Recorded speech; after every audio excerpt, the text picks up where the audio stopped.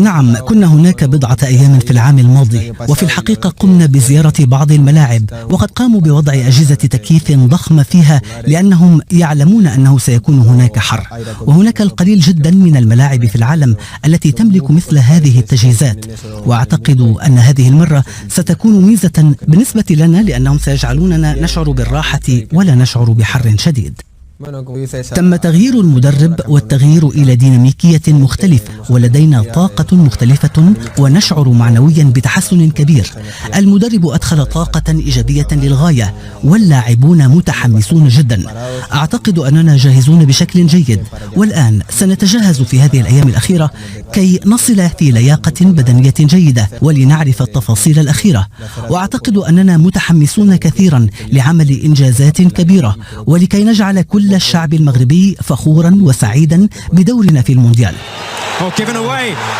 في الحقيقة أملنا هو أن نقوم بدور أفضل مما قدمناه في روسيا، والتي كانت المرة الأولى بالنسبة لكثيرين منا.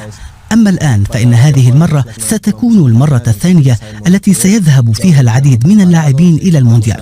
لهذا فإننا نعلم في هذه المرة ماهية هذه المنافسة، وأن نكون المنتخب المفاجأة إذا أمكن.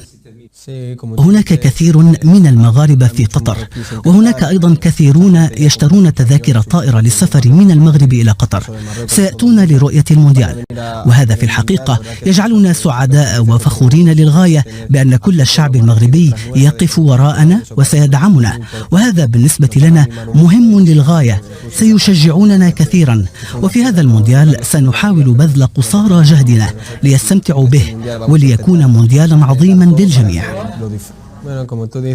نحن في مجموعة ليست بالسهلة، تضم منتخبات عظيمة، ولا يجب أن ننسى كندا أيضا التي تملك لاعبين كبارا، ولكننا نعلم نقاط القوة التي نملكها وأين يمكن أن ننتهز الفرص التي تسنح لنا، ويجب علينا أن نبذل أقصى جهدنا وانتهاز كل الفرص التي تتاح لنا لكي نحقق المفاجأة ونحاول الفوز بالمباريات.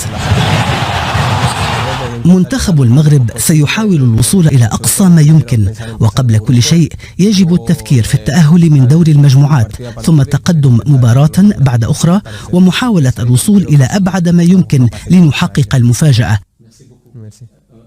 أشرف حكيمي، ونجوم كرة القدم العالمية سيبدعون ويمتعون أكيد هنا في قطر بعد حوالي 8 أيام و17 ساعة.